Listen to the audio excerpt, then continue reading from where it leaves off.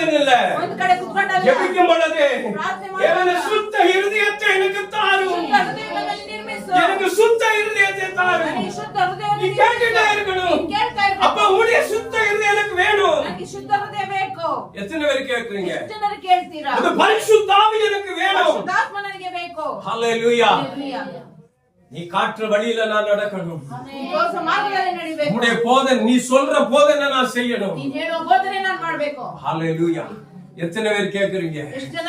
சுத்த இருதயத்தை எனக்கு தாரும் ஆண்டவரே. சுத்த இருதயம் வேணும். அப்போ உன்னோட பேச ஆரம்பிக்கணும். ஹல்லேலூயா. நீ கேட்கணும்.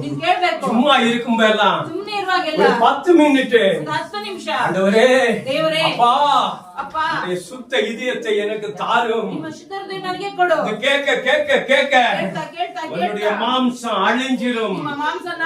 நமது சர்ப்பணம் என்னும் பலி தேவனால் அங்கீகப்பட்டுள்ளதா?